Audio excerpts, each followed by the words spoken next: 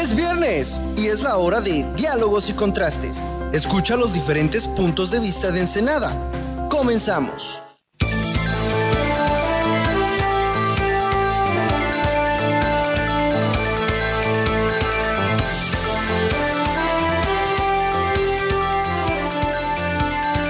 Muy buenos días, pues hoy muy contentos. Es el último viernes antes de las elecciones. Sí. Estamos muy contentos hoy, 29 de junio, pues ya prácticamente a final de este mes. Pues hoy trataremos el tema del 1 de julio. Cómo se ven las elecciones, qué es lo que va a suceder, cuáles son las perspectivas, la trascendencia, qué anhelamos los mexicanos de país, y con lo que nosotros anhelamos, ¿quién nos puede representar nuestros intereses? Yo creo que esa es la parte fundamental de lo que anhela cada quien como ciudadano, como mexicano. ¿Qué es lo que anhelamos? Y de ahí debemos de partir y de ahí debemos de decidir nuestro voto. Hoy, más que por partidos políticos, por los ciudadanos que representan a los partidos políticos. Ya hoy por hoy, desafortunadamente, las ideologías desafortunadamente han quedado en un segundo término. Hemos llegado ya a intereses, ya a personajes. ¿Qué opinas tú, Joaquín, al respecto? Muy buenos días, Joaquín. Buenos días, ¿cómo están? Rommel, buenos días. Buen día. Pues le venía yo dándole vueltas al cranque en la mañana porque es un tema, fíjate, para que nos demos cuenta, primero es un derecho subjetivo, o sea, es del sujeto. O sea, tenemos tres arranques, somos individuos, somos sujetos y somos personas. Esa trinomía nos permite, desde la inteligencia, descubrirnos cuando estamos aplicando derechos subjetivos, como es el de votar y ser votado. Es de los bien pocos que quedan todavía al arbitrio de nosotros. Es una prerrogativa que lo establece la Constitución de todos los mexicanos que contamos con derechos. No todos los mexicanos pueden votar, aunque sean mayores de edad. Bueno, algunos que están en la cárcel probablemente no puedan. Así es. es. No sé si la iglesia en un momento dado, por si la separación, los curas no puedan votar. Esos son lagunas que quedan ahí bailando, ¿no? Pero bueno, el chiste es que somos mexicanos. Mexicanos, claro, con plenos derechos y plena vigencia de nuestra potestad, ¿no? De votar y ser votados. Y es un derecho político, es un derecho que luego el derecho electoral lo convierte en estructura, lo convierte en normas y procedimientos para que tengamos sufragios de alguna forma claros y evidentes, ¿no? Que los resultados no tengan ápice de duda y que con el principio de definitividad no tenga más que acogerse a juicios y si se pierden, pues aceptar las consecuencias del voto personal, ¿no? Yo pienso que es una de las cosas que el pueblo, y ahora si el pueblo me refiero a todos, we the people, ejercemos esa singularidad. Pero fíjate, la primera pregunta que estoy pensando, ¿tú te acuerdas cuando hacíamos los exámenes en la escuela? Que eran Ave María de la puntería y teníamos diferentes formas de elegir cuando no sabíamos qué podía pasar. Cuando eran de selección múltiple. Claro, bueno, aquí son 4. O sea, igual que los exámenes en inglés, que el TOEFL y todo eso, son 4 opciones. Y entonces dijo, y si aplico la misma técnica, los 2 más extremos los elimino y me quedo con los 2 de medio y sobre ellos elijo. Esa es una posibilidad. Bueno, pero los de medio es tan cuestionable pero la verdad de las cosas es que México debería de contar con una segunda vuelta, bueno, pues, para claro, tener un presidente mucho más legítimo, un presidente que tenga la votación del 50% más 1. No, por supuesto. Pero además otra cosa muy interesante, ¿qué tal si proponemos que el voto sea obligatorio? Ok. Entonces, la verdad es que hemos tenido elecciones con el 10% del padrón electoral.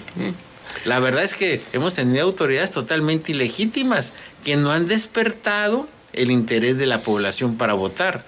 Ahora, en este país, como en muchos países de América Latina, los que se ven afectados por las elecciones son las clases medias y altas, las clases de decisión. Las clases bajas lo mismo le da Juana que Chana, con todo respeto. Pues mira, yo Con te todo voy a respeto de separar. Juana y Chana, por supuesto. Te voy a separar también los extremos, ¿no? Pues están ajenos a cualquier veleidad, Exacto. ¿no? Los Pero muy la clase ricos, media, los muy ricos o los muy pobres están ajenos. claro. Pero bueno, el tema es que por eso mismo que estás insinuando, yo pienso que la equidad se derrota. La equidad es una igualdad hecha realidad, donde se adapta la norma al sujeto que se le aplica. Es la forma más justa de aplicar el derecho, la forma más justa de aplicar una norma. Una analogía, lo que están haciendo ahorita en Estados Unidos con los padres de niños de delincuentes que osaron pedir asilo político en Estados Unidos, están aplicando la ley radical y están haciendo una bola de injusticias por no tomar en cuenta la equidad o epiqueia. Eso es un crimen de lesa Sí. humanidad. Bueno, Entonces, para no cometerlo, en el sistema electoral nace la equidad. Esa la inventa Aristóteles hace muchos siglos, pero se aplica. La equidad es precisamente esa adaptación. Este sufragio, tú decías de los pobres y de los muy ricos, son extremos, pero son mayorías. Por la parte de los que no tienen el mínimo indispensable para tener posibilidades de ser libres plenamente, ¿no? Entonces, para poder ser libres y auténticas, probablemente sí aceptaría yo que fueran obligatorias y que hubiera un registro de quién vota y quién no vota. A lo mejor ponerles algún premio o castigo por elección. Creo que en Argentina lo hacen obligatorio, no sé en qué otra parte del mundo. Pero en Argentina, en Uruguay y en Chile el voto es obligatorio. A mí me gustaría aquí en México que se hiciera obligatorio, pero además un voto lotería. A ver, El voto lotería, a ver. los mexicanos y los seres humanos vivimos de ilusiones y de esperanzas. Si nosotros hacemos un voto lotería, Ok. que haya un premio porque vas a votar, te aseguro. O sea, la lotería no sé qué vas a elegir, sino el premio que te va a tocar. El premio que te va a Ok, tocar. sí, bueno. Y a lo mejor te vas a ganar 50,000 Sí, pesos o sí. 100,000 pesos, Sí, un sí, millón de sí. pesos. O una ida a Disneylandia. O sea, premiecillos de eso, ¿no? De acuerdo contigo. Exacto. Y de esa forma yo te aseguro que vas a bajar el gasto en los partidos políticos, el gasto en el proceso electoral, porque se tiran cantidades multimillonarias. El chiste es que hay una esperanza, que hay una ilusión y que además haya una fuerza para poder exigir. No es lo mismo que no votes para poderle exigir a una autoridad, pero si tú votaste por una autoridad, pues bueno, por un funcionario, te sientes más legitimado para exigirle. Y la verdad que las autoridades y el gobierno pues funciona a base de impulsos. Si no se le impulsa, si no se le está haciendo, si no se le está poniendo el dedo en la llaga, las cosas desafortunadamente no caminan solas. Hay que estar insistiendo, hay que estar poniendo el dedo en la llaga para que las cosas funcionen en la forma que más convenga a los intereses. Me gustó lo de la lotería, fíjate. Además de que fomentas la ciudadanía, Claro. fomentas el ser políticos, Exacto. politicare, lo que se relaciona con la sociedad. Y además le das un fomento a la participación ciudadana y le das un premio. Y además también volverte corresponsable de tu elección. Claro. Sentir que lo que votaste esté cumpliendo su función y de alguna forma, sea en la parte de lo legislativo o la parte de lo ejecutivo, sentirte representado, ¿no? Porque a fin de cuentas lo que hacemos es ceder a alguien, a un nombre de un candidato, la representación que no podíamos tener las mayorías. Y entonces ese sujeto que nosotros elegimos, ese va a ser nuestro representante. O sea, con eso tenemos que ir cargando, es decir, yo lo elegí, yo voté Claro. por él, yo soy corresponsable de su éxito o de su fracaso, ¿no? Ahora, mi pregunta es ¿por qué no se vota también por el judicial? O sea, de esta misma forma abierta. Esa es la primera. Y la segunda, los Estados Unidos tienen una forma de elegir indirecta, que es por bloques, que es por departamentos, que funciona también. O sea, no es un voto directo como el nuestro. tenemos que aprovechar esa maravilla. Nuestro voto es directo, nos vamos a votar y va a incidir directamente al candidato. Son más legítimas las autoridades mexicanas porque tienen un voto directo que las autoridades de Estados Unidos. Por ejemplo. Un día me preguntaban que si dónde había más democracia, que si en México o en Estados Unidos. Por supuesto que en México, porque tenemos un voto directo. En Estados Unidos está un voto indirecto donde se hacen pues todos los arreglos que haya. No, y además Martín Celaya, muy buenos días, bienvenido a la mesa. Buenos días, ¿cómo están? Aparte, la democracia quiere decir poder de un pueblo. Ahora, el pueblo en el sentido lírico de la palabra es aquel que forma parte del contenido humano y territorial de una población. Y además, esa democracia es cuando tienes la capacidad de ser libre, de ser auténtico, de ser responsable y universal. Entonces, en un pueblo, por desgracia, el nuestro tiene una gran cantidad de gente que no tiene el estado de bienestar. Y ese estado de bienestar, según yo y según los teóricos, te da la libertad de poder elegir sin cortapisas. ¿Qué tanto en México estamos votando por rencor? ¿Qué tanto estamos votando por coraje? ¿Qué tanto estamos votando por el menos peor? ¿Qué tanto estamos votando por ser pobres y que nos compren la credencial de elector por $1,000? O sea, ¿qué tanto esos, que son muchos, por desgracia son 30 millones cuando menos, de votos que va a incidir? Ese temor mío es que la gente que elija bajo esa cortapisa no va a ser un voto libre, va a ser un voto comprado, y entonces eso pues también te vuelve cómplice. No tienes responsabilidad, pero no va a haber ese tenor de que te responsabilices tú mismo de lo que votaste. Yo le pediría a la gente que se responsabilizara, que fuera a votar y que eligiera y que pagara el precio de la elección. Bueno, vamos a leer un mensaje del profesor Cabral. Dice: buenos días, vamos todos a participar en esta jornada electoral. Tengamos paciencia con los funcionarios de casilla, recordar que son nuestros vecinos, no desesperar. Tenemos todo el día para votar y esto es cada 6 años. Gracias, profesor Cabral. Bueno, Martín. Sí, respecto a lo que están comentando, ¿no? Lo comenta muy evidentemente, las elecciones en México de alguna manera se ven mucho más transparentes, se ven más claras hacia dónde queremos ir. Y bueno, como que entendemos y que vemos más y vamos más directamente a hacer esta participación que en Estados Unidos muchas veces la gente común y corriente no está entendiendo bien finalmente cómo se llegan, cómo proceden, ¿no? los Martín, vamos a un corte comercial y regresamos contigo. Correcto.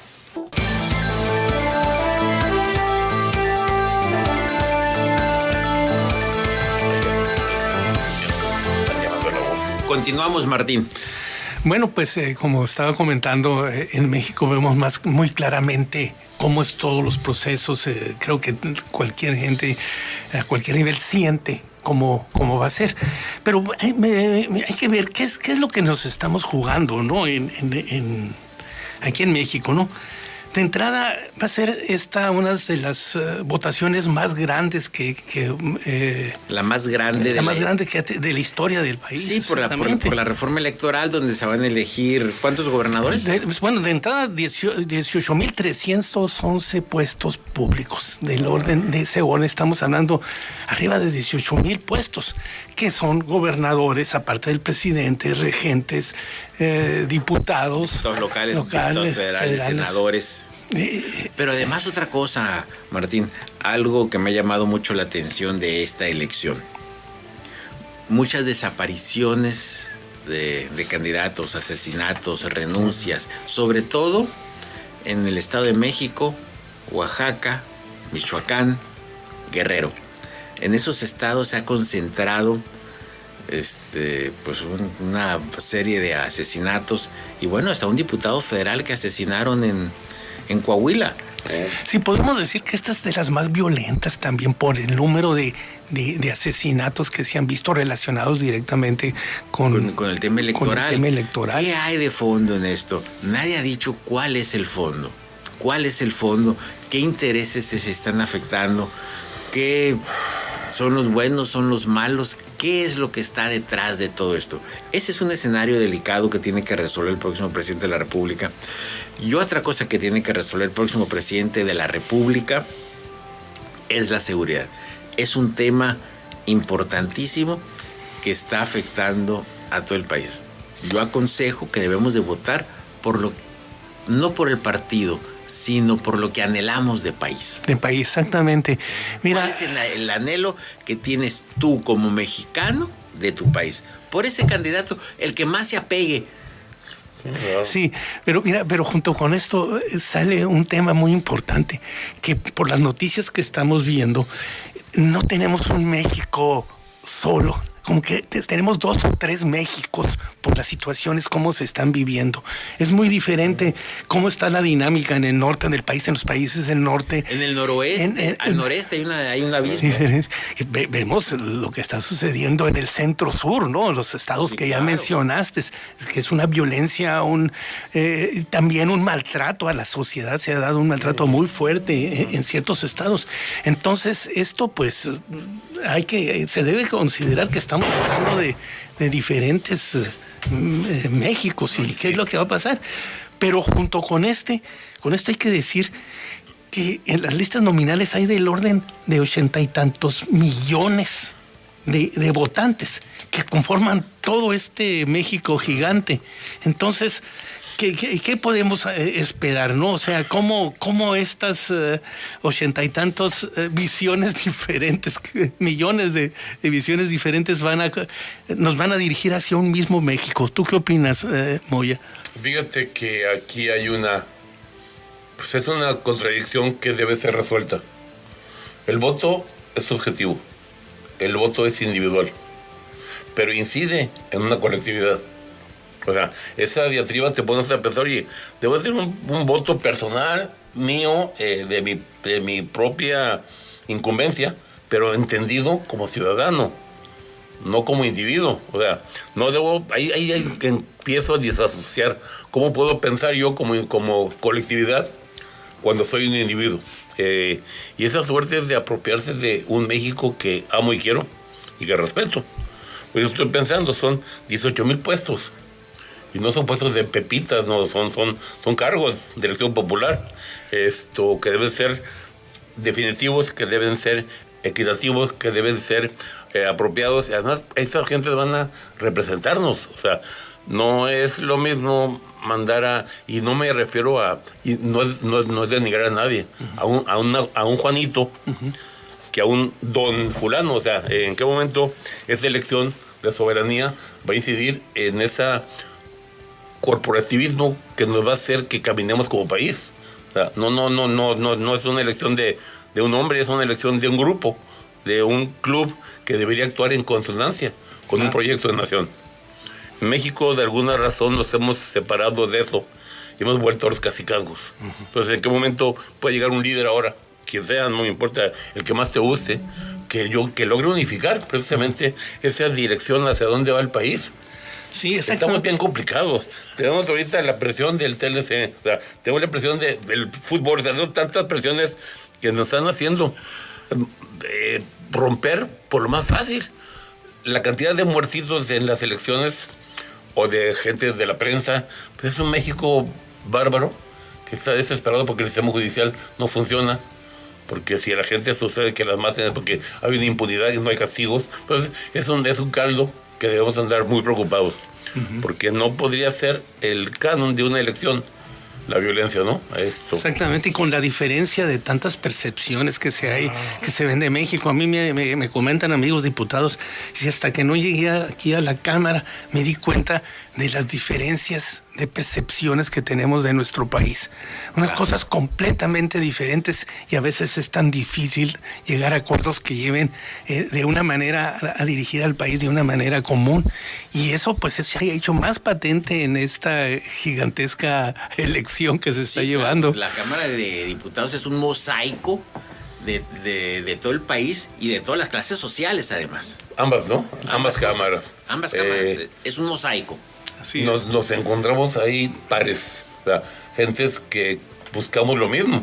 De hecho, tú te fijas en la tribuna, los debates hasta se mentan la madre, y cuando se bajan a la tribuna se van a comer juntos. O sea, esa hermandad que en tribuna debe mostrar el color por el que te pintaste, pero que cuando te bajas de esa tribuna eres bueno ser cofrade en esa tertulia de diputados y de senadores, con la cual por identificarte como proyecto y como nación, esa circunstancia de público, político y electoral hace que tenga la obligación de ser mejor mexicano, ¿no? Tú viviste muchas experiencias de esa naturaleza cuando estuviste por ahí.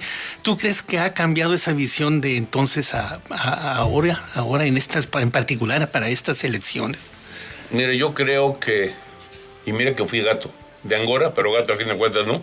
A fin de cuentas todos somos gatos. Decían en la época en que yo trabajé que el presidente era el Momega, porque éramos mozos, mensajeros y gatos, pero de todos, porque el presidente es nuestro gato, lo estamos poniendo y pagando para que cumplan, ¿no? O sea, todos somos gatos a fin de cuentas, ¿no?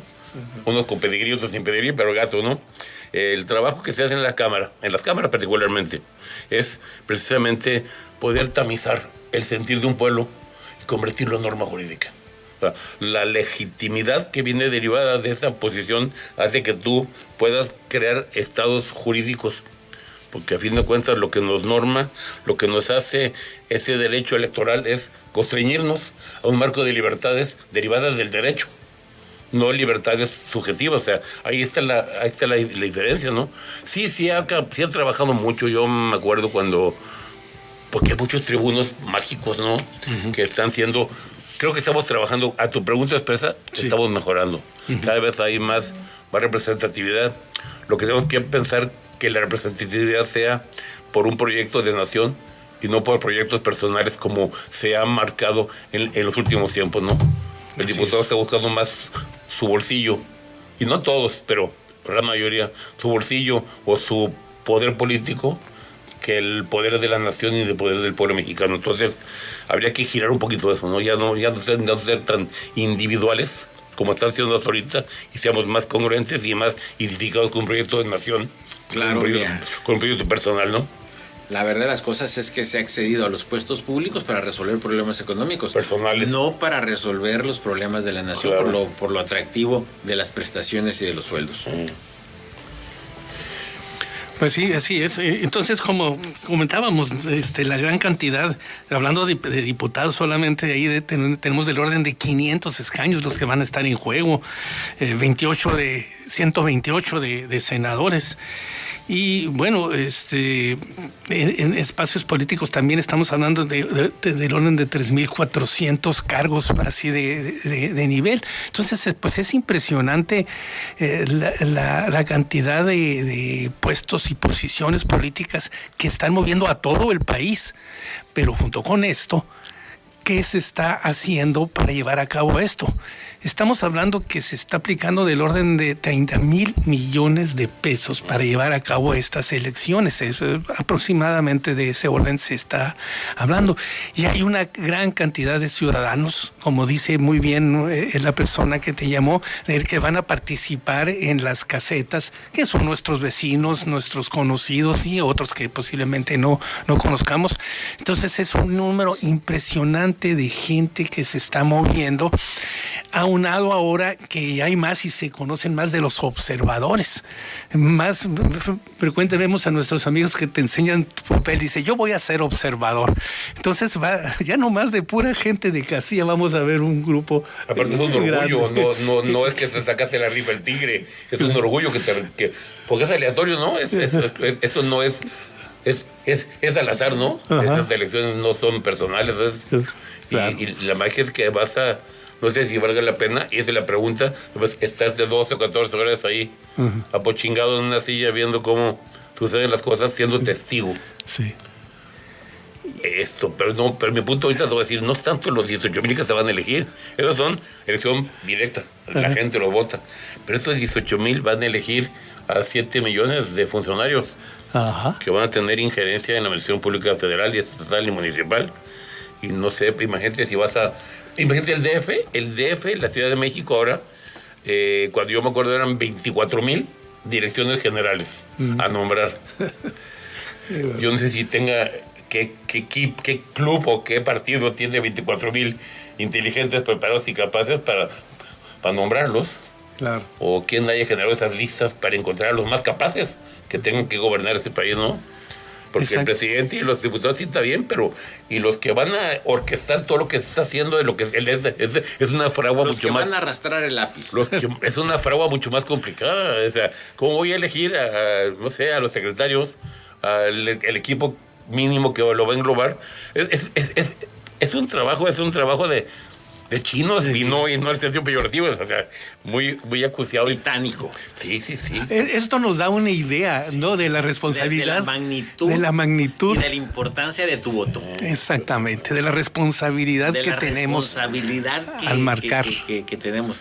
Y es el único día que nosotros como mexicanos podemos decir, estoy de acuerdo, no estoy de acuerdo, qué anhelo, qué es lo que quiero de país. Sí, por supuesto. Junto con eso, mira, hay que considerar que en la Vamos a un corte comercial, Martín, y continuamos.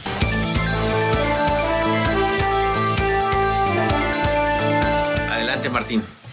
Muy bien, pues estábamos comentando, ¿no? De lo impresionante que van a ser estas elecciones y de que, bueno, en las mesas van a estar gentes con experiencia, pero también van a estar jóvenes que nunca han votado, ¿no? A uno de mis hijos lo invitaron para que estuviera ahí y esta va a ser la primera vez que va a votar. ¿Qué dices? Entonces, orgulloso? Pues está contento, ¿no? Pero estamos hablando de 12 millones de jovencitos que va a ser la primera vez que van a votar, de los famosos millennials, ¿no? ¿Quién sabe qué vaya a pasar, no? Con esos, porque como te digo, tenemos diferentes mentalidades, diferentes formas de ver la vida en todo el país, pero estamos hablando de 12 millones de jovencitos dentro de los 85 millones que están en la lista nominal, que van a estar participando y que pues va a ser muy interesante. Estas elecciones nos van a enseñar muchas cosas, van a hablar de muchas cosas de cómo está nuestro país. ¿Cómo ves, Moya? Pues fíjate, es un acto soberano, la maravilla es eso, o sea, es un derecho antes que llegar a Estados Unidos, que es un derecho subjetivo de votar y ser votado, o sea, de estar que poniendo la camiseta de que eres parte integrante de este concierto, ¿no? Son definitivas, buscan equidad, o sea, esto es algo que se debe tomar bien en serio. En algunos países decíamos que son obligatorias, ¿no? O sea, el ir a votar no es potestativo, es obligatorio, ¿no? Me da a mí cualquier cosa mientras que suceda, mientras que la gente vote. Obligatorio sería un poquito más cooptado. Decía Rommel de una rifa. Una rifa del guajolote. Va a haber una lotería. Sí, y va a haber premios. Pues está interesante. Y va a haber premios y te vas a sacar un viaje a ¿cómo se llama? A la Ciudad de México a conocer el Congreso. O sea, si votas, ¿no? Sería padrísimo, ¿no? No estaría mal. O sea, de esos 30 mil millones de pesos. Pero es una factura. Sí. Y voy a hacer una analogía. Si tú vas a aceptar que se haga una desaladora en Rosarito, por ejemplo. Son 9,000 y cacho de millones de pesos que van a obligar a tu estado a pagar 150 millones de pesos al mes por 37 años. Luego, estas elecciones, ¿cuánto tiempo? Porque dice que son periódicas y que nomás son 6 años, pero esta posibilidad de que se reitere con las reelecciones o sea, podría ser para más, o sea, es un proyecto que tenemos que pensar y es la idea de la inteligencia, ¿no? Claro. ¿Cómo vamos a pensar? ¿Tú cómo elegías tus exámenes cuando no le sabías la respuesta o estabas en duda, no? A ver, María, la puntería, ¿cómo le hacías de Mario de Pingüe? Es lo que más sentía que por ahí iba. Pero que no sabía. Ahora tenemos 4 candidatos, ¿no? Tenemos 4 posibilidades, entonces cuando son elecciones de opción múltiple, que normalmente son de 4, escogía siempre los extremos, los eliminaba, ¿no? El más lógico y el más absurdo, al caramba, ¿no? Sí. Ya nomás se quedaban 2 y era como que un volado, ¿no? Que es elección inteligente, aunque sea un smart guess, como dicen los gringos, o sea, una elección desde la libertad, desde un rational choice, una opción racional, que nos permita construir esa soberanía con datos inteligentes, con datos responsables, con datos definitivos y que además nos sirvan como idea de lo que queremos como nación. Exacto. Ese es el punto. ¿Qué queremos como nación? ¿Qué candidato es el que más puede llevarnos a lo que queremos? O sea, y es por eso ahí lo individual, te decía, se tiene que volver colectivo. Lo individual tiene que volverse político, tiene que volverse ciudadano para pensar que desde mi libertad debo de tener una libertad de derecho y, por ejemplo, en este caso confiar en el derecho electoral, ¿no? Esto nos ha costado muchos millones 30 de hombres y de dineros. Todavía nos sigue costando. Es que el dinero Hay mucho cuando... dinero tirado a la basura ahí, Joaquín. Bueno, eso Mucho es... dinero bueno. tirado a los partidos políticos. La Claro. verdad es que el que no tenga más del 10% Bueno. de la votación debería desaparecer. Pero por desgracia los que votan son los que están beneficiados de esos recursos. Entonces van a votar siempre porque siga manteniéndose ese estado de inequidad, ¿me explico? O sea, si estas votaciones para sistemas electorales no lo votaran los mismos diputados, creo que podría ser más sencillo, ¿no? Porque el que hace la trampa hace la ley, y yo pienso que habría que pasar que la ley electoral no se hiciera en el poder legislativo, sino que se hiciera en un poder, ahora en el judicial, ¿no? Más fino, más detallado. No, pues el judicial no puede legislar. El judicial ya está legislando a través Pues la jurisprudencia es una forma, bueno, pero es que... a través de la corte, a través de la jurisprudencia. Bueno. Pero además tú proponías que el Poder Judicial se hiciera por elección. Yo no estaría de acuerdo, porque el Poder Judicial se debe hacer por capacidad, por elección. Los abogados más preparados y más capacitados son los que deben de ir. Pues también sería la Cámara de Diputados y la Cámara de Senadores, deben ser los más capacitados, no los más populares, ¿estás de acuerdo? Estoy totalmente de acuerdo, pero es un hecho que las cámaras se manejan por 5 diputados o por 5 senadores. Todos los demás, al final del día, pasan a ser, pues, levantadedos. Bueno, tú lo viviste. Sí. Es la verdad de... Bueno, yo siempre vi que el 10% era el que dirigía todo. Claro, así es. Pero bueno, pero el 10% es bastante bueno, digo. Hay partes del mundo en las que... Pero bueno, lo que mencionas pues sí es interesante, ¿no? A lo mejor deberían existir requisitos mínimos, que cualquiera puede hacer, pero cumplir requisitos mínimos para llegar a la Cámara de Diputados, por ejemplo, ¿no? Que es donde tenemos el orden de 500, y a esos pueden ser muchos, pero sí requisitos mínimos para saber que el que esté ahí va a defender con cierto conocimiento lo que queremos de país, o sea... Y evitar los brincos de diputados a senadores, porque no es la misma estirpe, ni los mismos temas, ni la misma información, ni las mismas elecciones. O sea, deberían de separar al pueblo, ¿de acuerdo? Sí. Lo popular, sí, al Cámara de Diputados. Ahí es la Cámara Popular. Y el Senado mantenerlo con esa situación de gracia. Antes eran dos importantes seres de cada estado y ahora ya es cualquiera, ¿no? O sea, como se han perdido. Y ese es el problema de las representaciones. Claro. No tanto lo que es, sino que se ha perdido lo que significa, ¿no? Así es. Pero pues yo creo que se debe de ir caminando, de seguir avanzando. Por ejemplo, en estas elecciones estamos viendo lo que no se veía anteriormente, ¿no? Tenemos candidatos a la presidencia de la República que no están respaldados por ningún partido, ¿no? En este caso solamente quedó el Bronco, pero hubo una cantidad impresionante de gente que intentó que intenta llegar a la máxima posición. Bueno, eso es algo que se está viendo. Hay otras cosas que han cambiado también, con excepción de la presidencia de la República, han cambiado también que puede haber reelección en municipios claro, hasta por 12 años. Y en legisladores. En legisladores. Que la verdad eso... Que yo también. Yo no estoy de acuerdo. Se nos está olvidando la historia. Se nos está olvidando la historia. Mira. Entonces, se nos está olvidando el sufragio efectivo, no reelección. Exactamente. Sí. Eso realmente la verdad es que debe de haber esperanzas y haber ilusiones con nuevos funcionarios. No se pueden hacer monopolios hasta en la política, que se hacen de hecho, pero no pueden ser. Si de por sí los partidos políticos están cooptados por unos cuantos.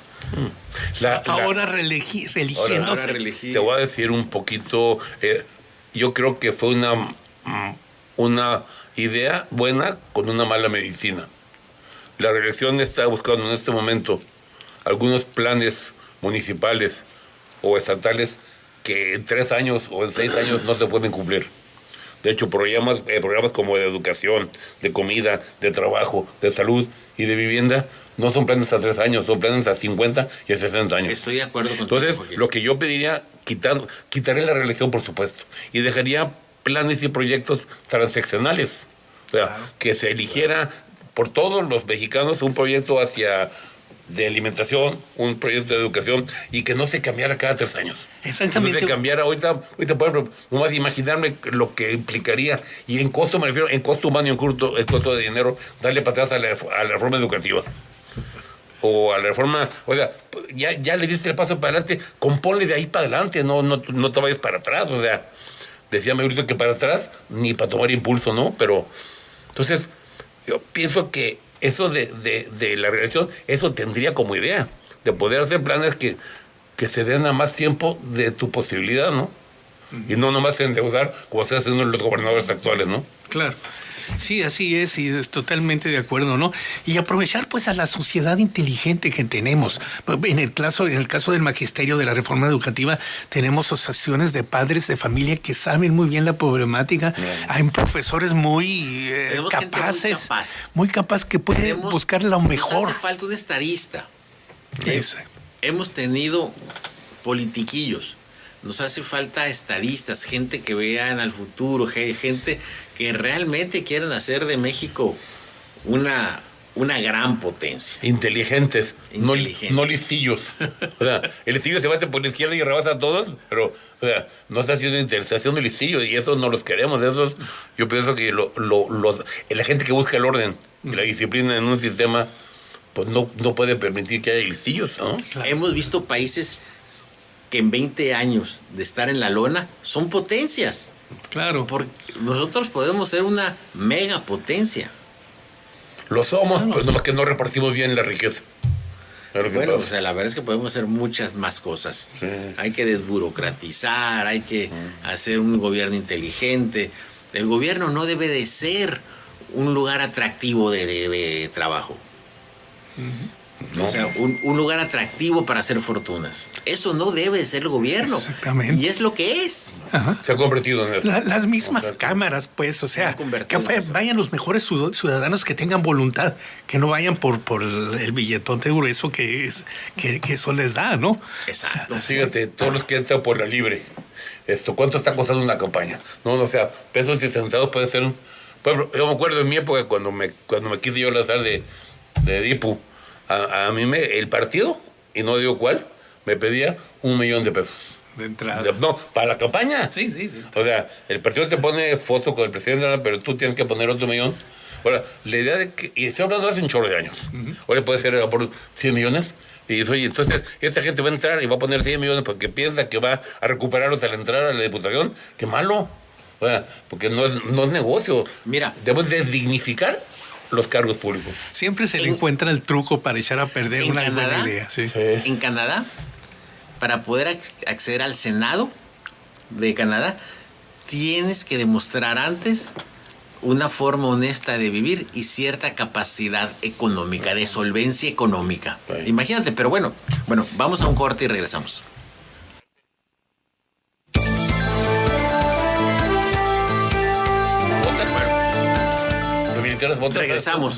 Regresamos contigo, Martín. Pues sí, bueno, estamos diciendo, yo continúo con esto, con lo grande que va a ser esto, ¿no? La difusión que se ha dado por estas elecciones ha sido interesante. No podemos decir que nos agarran desprevenidos o que no sabemos qué está sucediendo.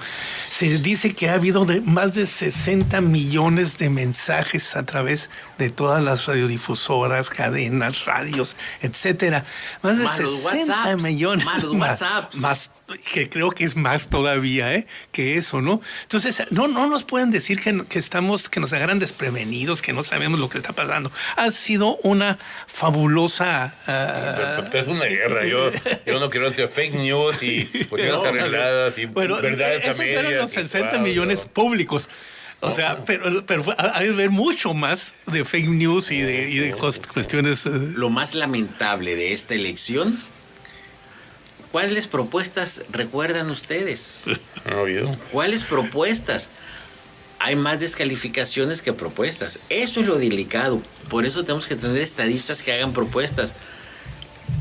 La verdad es que han sido campañas de estómago, no de inteligencia, ni de propuestas, ni de país. Y de canallines, y, o sea, muy ofensivos, claro, muy ofensivos. Digo, la verdad de las cosas, quien aspira a ser presidente de la República tiene que ser un hombre pues de muy buena talla. Claro. Yo soy amante de las ocurrencias porque de repente son chispazos de inteligencia pero no debería ser el tenor de lo que vivimos, ¿no? Las elecciones van a ser bien importantes. Van a ser, pienso que definitivas para un sistema político. Porque ante la diatriba de que voy a elegir, a quién voy a elegir, y en ese momento que estamos en la coyuntura mexicana, de muchas cosas, de un cambio de paradigmas incluso. Tú me acabas de decir, 12 millones de millennials, no, vaya, los había escuchado, no se me había ocurrido imaginarlos. Son gente con otra forma de... Yo tengo 60, entonces a mí el millennial piensa diferente. No quiere quedarse en un solo lugar, no piensa en una sola chamba. O sea, todo lo que yo luché y trabajé por mi pensión y por todo, ellos no es que no les importe, es que no toman en consideración esos factores, ¿no? Entonces, no quieren echar raíz. Bueno, es que, ¿cuál raíz? ¿Dónde? Tenemos que darles un país digno para que ponga raíz, cabrón. O sea, el trabajo nuestro es ponerles algún piso firme, algo donde puedan apoyarse y decir, quiero quedarme en México, quiero amar a México, quiero estar con México, y eso va a ser el trabajo de nosotros y de los que elijamos. Digo, es una responsabilidad que hay que asumirla, ¿no? No vamos a ir a votar por el que me cae bien porque me va a dar chamba. No voy a votar por el que me va a perdonar y no me va a dejar no ir a la cárcel. Y no es por decirle a algún tipo o a otro que va a decir que va a castigar a todos, que va a meter a la cárcel al presidente. O sea, no votemos por eso. Votemos por un proyecto inteligente de gobierno. Y ese es el que lo tenga, ¿no? Ahora, ¿qué porcentaje consideran ustedes de los 85 millones? ¿Qué porcentaje consideran ustedes que irá a las urnas este próximo domingo? ¿Cuánto se siente? Hemos visto que a nivel estatal a veces van el 20%, a veces va el 30%, o sea, se eligen gobernadores o presidentes municipales con porcentajes relativamente bajos del padrón. Y no sé, por decir algo, ¿no? Si llegaran a ir un 30%, estaríamos hablando de 8 por 3, del orden de 24 millones solamente. Más, yo creo que más, ¿verdad? Anteriormente no iban, porque era más la zona rural que la urbana. Sí. Los desplazamientos eran complicados. Actualmente, con las facilidades que hay de la conurbación y de todo, de la metropolización, probablemente tenga la posibilidad, y con los acarreos que no sé si se valgan. No se vale, ¿no? Bueno, si es transporte sin ideología, sería muy bueno. Claro. Pero bueno. Así debe yo creo que puede votar Eso es utópico, mi querido Joaquín. Pero yo pienso que sería así debería ¿Qué ser. porcentaje? Yo creo 55, 60. Un 55. 60. O sea que estaríamos hablando de 48 millones. De unos 48 millones. ¿Tú cómo la ves, Romero, esa cantidad para que ¿Un padrón electoral de cuántos? De 85, de 90. Somos casi 90. 50%. Sí, 50%. Coincido. Ajá. Aunque no soy pitonizo, pero bueno. Pero lo importante es cuántos de estos votos van a ser libres, inteligentes, auténticos. ¿Cuánta gente va a ser directo y secreto? ¿Y cuántos votos van a ser comprados? Ahora ya ves que en Macuspana se desaparecieron 11,000 boletas electorales. Es un mundo. Y a mano armada. ¿Cómo? No, es que hay un ambiente de crispación que ojalá que no, que no permee las elecciones. No nos la merecemos. Somos un pueblo quizá medio descuidado y medio baquetón y flojón, pero no nos merecemos que nos traten así. O sea, realmente en el fondo, pagues o no pagues impuestos, trabajes o no trabajes, seas niño, pero no nos merecemos que nos trate como nos están tratando. Así es, totalmente. Merecemos ser más dignos, o sea, mismos darnos nuestra dignidad y obligar, o sea, y esa forma, hoy por hoy tenemos que ir a votar por lo que queremos y obligarle a la gente a que cumpla a lo que está comprometiéndose, ¿no? Todos los problemas los problemas de campaña deberían irse a un librito donde el que ganara se obligara a cumplir cuando menos el 50% de esas obligaciones que o siconeaste o que expresaste en público para hacer los votos. Ahora cumple los niños, o sea, alguna forma con notario, no sé, de alguna forma que te obliguen. Vincular la elección con la obligación de cumplirla, ¿no? Así es. Y bueno, pero hay que reconocer, bueno, que el trabajo del INE es impresionante lo que ha estado haciendo hoy. Sí. Estamos hablando de que se deberán reunir del orden de 1.400.000 gentes en las casillas, ¿no? Que ya son palabras millones, ¿no? Es un trabajo bien que hay que reconocer. Hay que reconocer. Nos está costando. Ajá. Es un derecho electoral. Sí. Con normas y procedimientos para que opere el sufragio y se reconozca la soberanía y la representación popular como resultado final de un ejercicio ciudadano. Claro. El que piense que porque no ganó se la robaron. Sí, sí. O hubo complot. O pues, hombre, en la política pues es un rifle, o sea, vas deseando convencer a la gente, pero al final de cuentas la gente va a votar por lo que se le dé su gana. Claro. ¿Sí? O sea, no son las encuestas las que te van a dar la elección, Claro. sino va a ser un número determinado de gente que van a ir a votar. Ese día van a decir, ay, ¿sabes qué? Siempre sí o siempre no.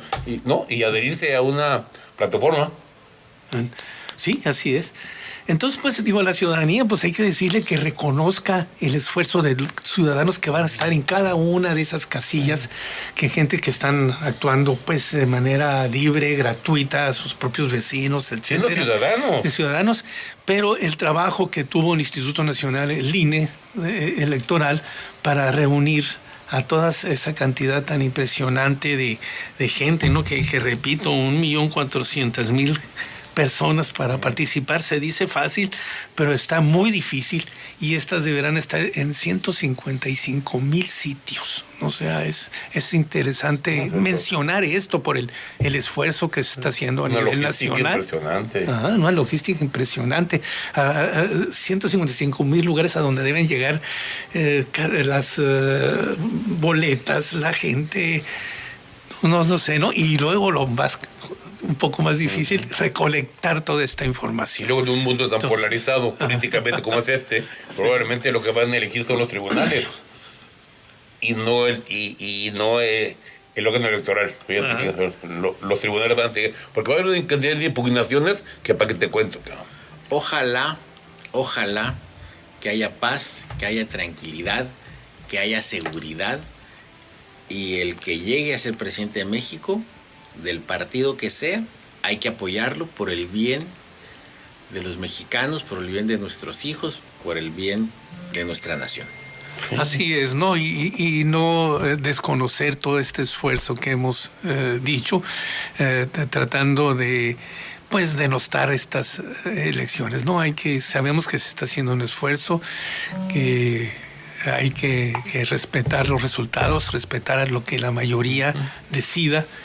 Y bueno, pues la sugerencia es que debemos de asistir a estas elecciones con todo el ánimo de hacer nuestra mejor proposición, ¿verdad? El programa de hoy no trataba de hacer propaganda a nadie. Nadie, ¿no?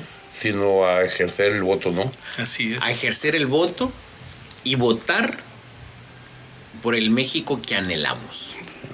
El partido no importa.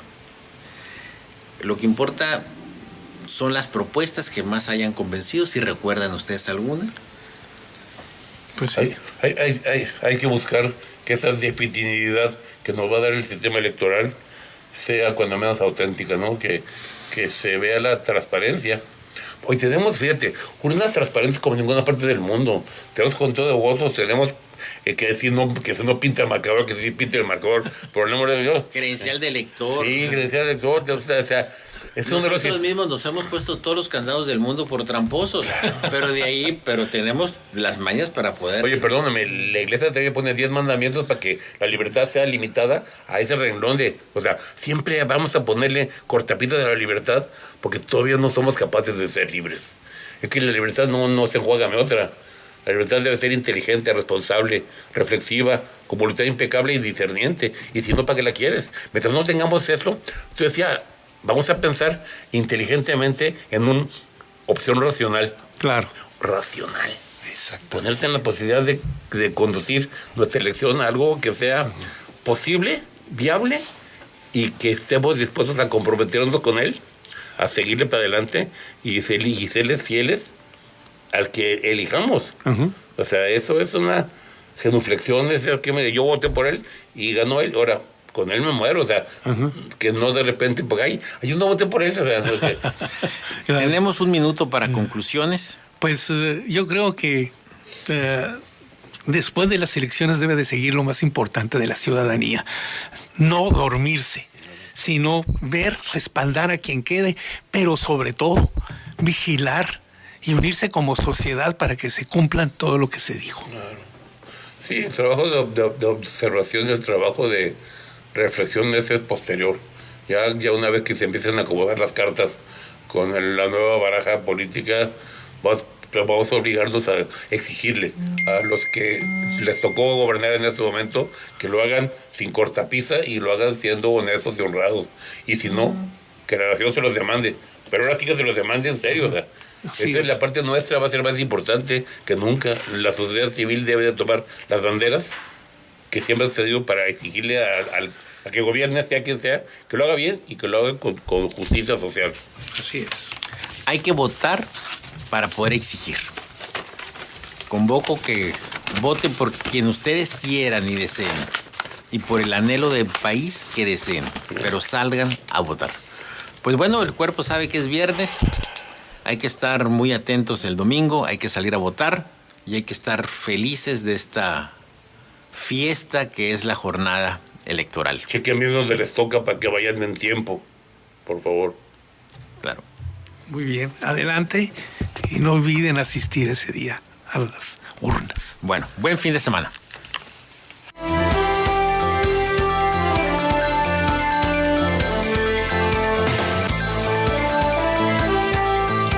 Por el día de hoy termina tu programa Diálogos y Contrastes, donde escuchas los diferentes puntos de vista de Ensenada. Escúchanos la próxima semana en esta misma frecuencia.